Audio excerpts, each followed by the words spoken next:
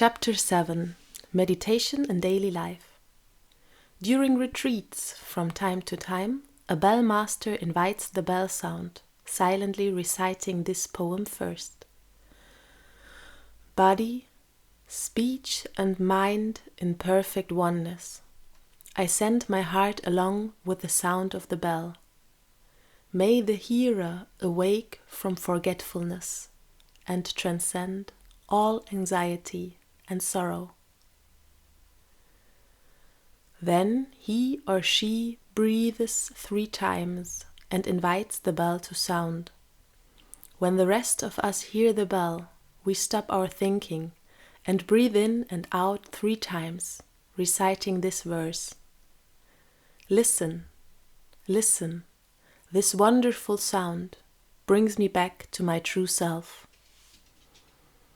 Meditation is to be aware what is going on in your body, in your feelings, in your mind, and in the world. The most precious practice in Buddhism is meditation, and it is important to practice meditation in a joyful mood. We have to smile a lot in order to be able to meditate. The bell of mindfulness helps us to do this. Suppose we have a son who becomes an unbearable young man. It may be hard for us to love him. That is natural. In order to be loved, a person should be lovable. If our son has become difficult to love, we will be very unhappy. We wish we could love him, but the only way we can is to understand him, to understand his situation. We have to take our son as the subject of our meditation. Instead of taking the concept of emptiness or some other subject, we can take our son as a concrete subject for our meditation. First, we need to stop the invasion of feelings and thoughts, which deplete our strength in meditation, and cultivate the capacity, the power of concentration. In Sanskrit, this is called samadhi. For a child to do this homework, he has to stop chewing gum and stop listening to the radio so he can concentrate on the homework. If we want to understand our son, we have to learn to stop the things that divert our attention. Concentration, samadhi, is the first practice of meditation. When we have a light bulb, for the light to concentrate on our book, we need a lampshade to keep the light from dispersing, to concentrate the light so that we can read the book more easily. The practice of concentration is like acquiring a lampshade to help us concentrate our mind on something. While doing sitting or walking meditation, cutting the future, cutting the past, dwelling in the present time, we develop our own power of concentration. With that power of concentration, we can look deeply into the problem. This is insight meditation. First, we are aware of the problem, focusing all our attention on the problem, and then we look deeply into it in order to understand its real nature. In this case, the nature of our son's unhappiness. We don't blame our son. We just want to understand why he has become like that. Through this method of meditation, we find out all the causes, near and far, that have led to our son's present state of being. The more we see, the more we understand. The more we understand, the easier it is for us to have compassion and love. Understanding is the source of love. Understanding is love itself.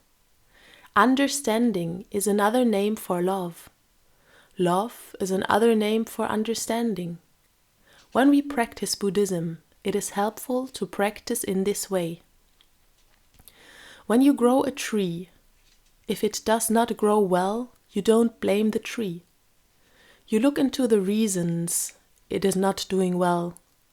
It may need fertilizer, or more water, or less sun, You never blame the tree, yet we blame our sun. If we know how to take care of him, we will grow well, like a tree. Blaming has no effect at all. Never blame. Never try to persuade using reasoning and arguments. They never lead to any positive effect. That is my experience. No argument, no reasoning, no blame, just understanding. If you understand, and you show that you understand, you can love, and the situation will change. The bell of mindfulness is the voice of Buddha calling us back to ourselves. We have to respect that sound. Stop our thinking and talking and go back to ourselves with a smile and breathing. It is not a Buddha from the outside. It is our own Buddha who calls us. If we cannot hear the sound of the bell, then we cannot hear other sounds which also come from the Buddha, like the sound of the wind, the sound of the bird, even the sounds of cars or a baby crying. They are all a call from the Buddha to return to ourselves. Practicing with a bell from time to time is helpful, and once you can practice with a bell, you can practice with the wind and other sounds. After that, you can practice not only with the sounds, but with forms. The sunlight coming through your window is also a calling from the Dhammakaya in order for the Buddhakaya to be, and also for the Sanghakaya to be real. Calming, smiling, present moment, wonderful moment. While you sit, you can recite that. And while you do walking meditation, you can use that. Or you can use other methods, like counting. Breathing in, 1. Breathing out, 1. Breathing in, 2. Out, 2. In, 3. Out, 3. Until 10, and then you decrease.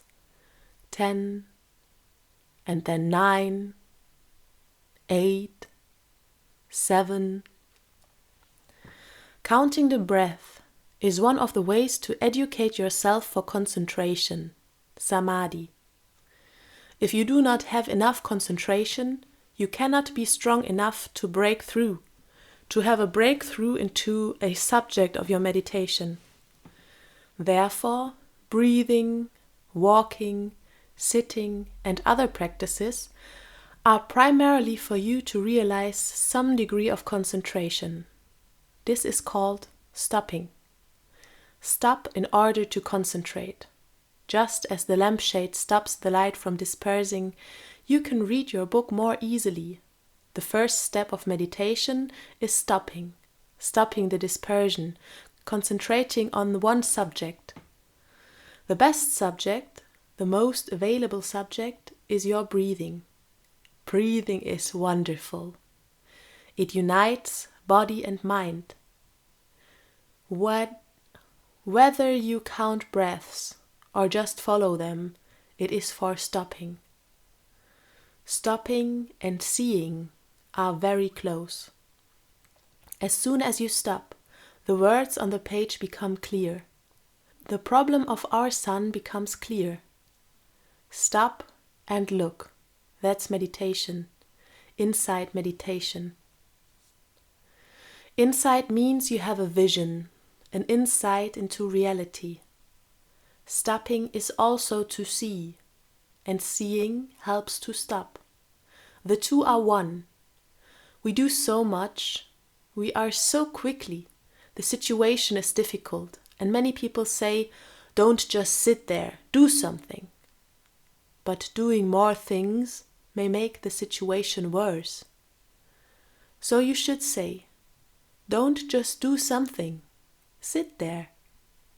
Sit there, stop, be yourself first, and begin from there. That is the meaning of meditation. When you sit in the meditation hall or at home or whether you are or wherever you are, you can do that. But you have to really sit. Just sitting is not enough. Sit and be. Sitting without being is not sitting. Be stopping and seeing. There are so many methods of stopping and seeing. An intelligent teacher will be able to invent ways to help you. In Buddhism, it is said that there are 48,000 Dharma doors for you to enter reality. Dharma doors are means of practice, ways of practice. When we ride on a horse that is out of control, I think our deepest wish is to stop. How can we stop? We have to resist the speed, the losing of ourselves, and therefore we must organize a resistance. Spending 2 hours with a cup of tea during a tea meditation is an act of resistance, non-violent resistance. We can do it because we have a Sangha-kaya. We can do it together. We can resist a way of life that makes us lose ourselves. Walking meditation is also resistance. Sitting is also resistance. So if you want to stop the course of armaments, you have to resist and begin by resisting in your own daily life. I saw a car from New York with a bumper sticker. Let peace begin with me. That's correct. And let me begin with peace. That's also correct. Walking meditation can be very enjoyable. We walk slowly, alone or with friends, if possible in some beautiful place. Walking meditation is really to enjoy the walking. Walking not in order to arrive, just for walking. The purpose is to be in the present moment and enjoy each step you make.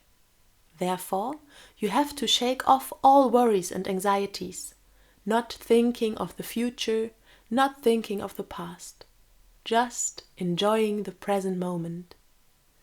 You can take the hand of a child as you do it. You walk, you make steps as if you are the happiest person on earth.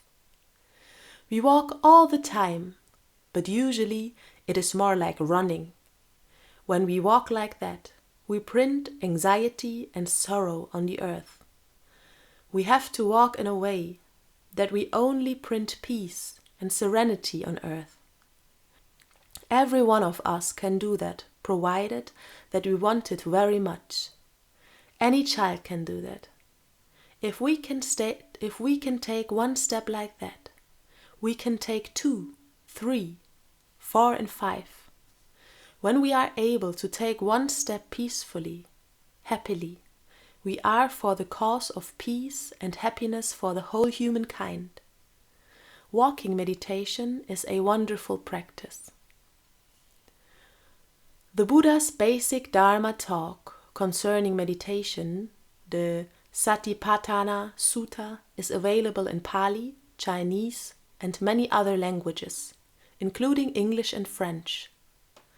According to this text, to meditate is to be aware of what is going on in your body, in your feelings, in your mind, and in the objects of your mind, which are the world. If you are aware of what is going on, then you can see problems as they unfold, and you can help prevent many of them. When things explode, it is too late. How we deal with our daily lives is the most important question. How we deal with our feelings, our speaking, with ordinary things every day is just meditation. We must learn to apply meditation in our daily lives. There are many easy things to do. For instance, before eating an evening meal, everyone can sit around the table and practice breathing. 3 slow breaths. You breathe to recover yourself, to be yourself.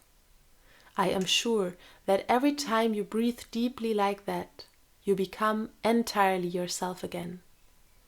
Then, before eating, you can look at everyone and smile. Just 2 or 3 seconds, not much, for each person. We never have time to look at each other, even with those we love, and soon it will be too late.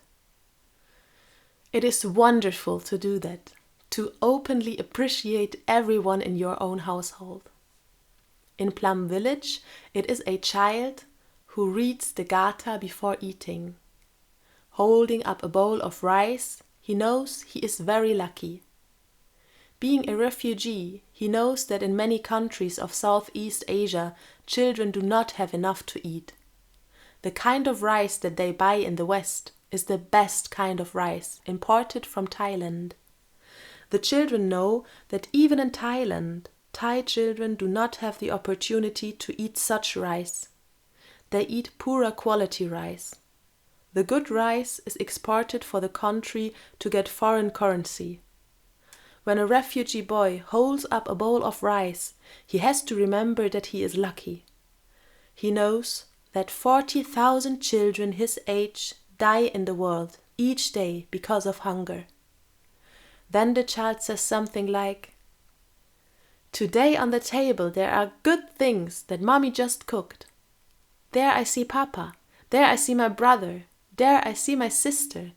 It is so good to be together and eat together like this, while there are many who are hungry. I feel very thankful." There are so many practices we can do to bring awareness into our everyday lives. Breathing between telephone calls, walking meditation between business meetings, practicing meditation while helping hungry children or war victims. Buddhism must be engaged. What is the use of practicing meditation if it does not have anything to do with our daily lives? You can feel very happy while practicing breathing and smiling. The conditions are available. You can do it all in a meditation hall. You can do it at home. You can do it in a park, along the riverside, anywhere. I would like to suggest that in each home we have a tiny room for breathing. We have a room for sleeping, a room for eating, and a room for cooking. Why not have one room for breathing? Breathing is very important. I suggest that that room be decorated very simple and not be too bright. You may want to have a small bell, one with a beautiful sound, a few cushions or chairs, and perhaps a pot of flowers to remind us of our true nature. Children can arrange flowers in mindfulness, smiling. If your household has 5 members, you can have 5 cushions or chairs, plus a few for guests. From time to time, you might like to invite a guest to come and sit and breathe with you for 5 minutes or 3 minutes. If you want to have a statue or a painting of a Buddha, please be choosy. Many times I see Buddhas who are not relaxed and peaceful. The artists who make them do not practice breathing, smiling. Be choosy if you ask a Buddha to come home. A Buddha should be smiling, happy, beautiful, for the sake of our children. If they look at the Buddha and don't feel refreshed and happy, then it is not a good statue. If you find a beautiful Buddha, wait and have a flower instead. A flower is a Buddha. A flower has Buddha nature.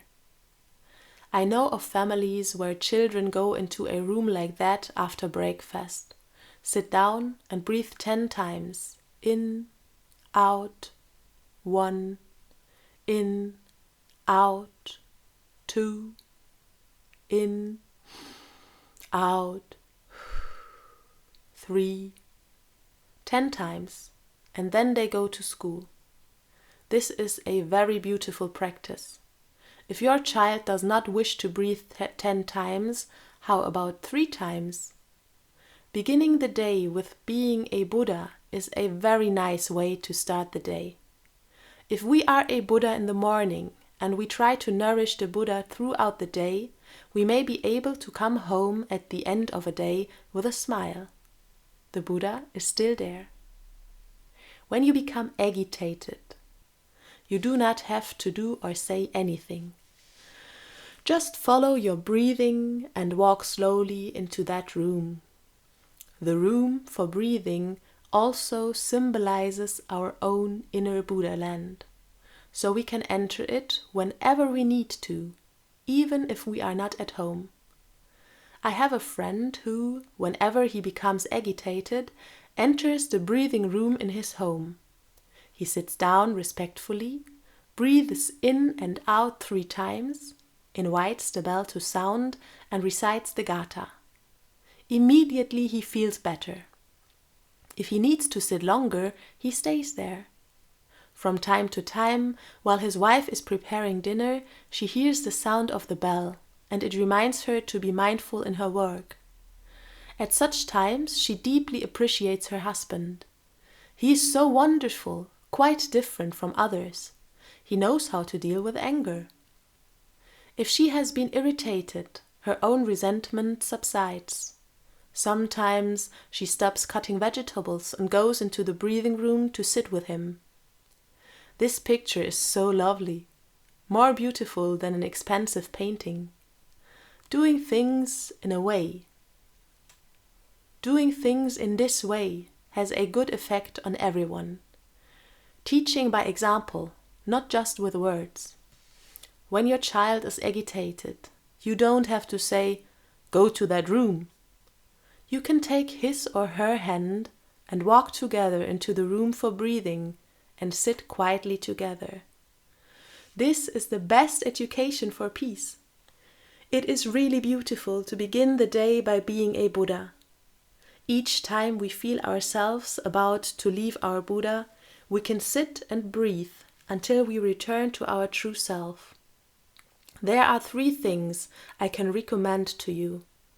Arranging to have a breathing room in your home, a room for meditation, practice breathing, sitting for a few minutes every morning at home with your children, and going out for a slow walking meditation with your children before going to sleep. Just 10 minutes is enough. These things are very important. They can change our civilization.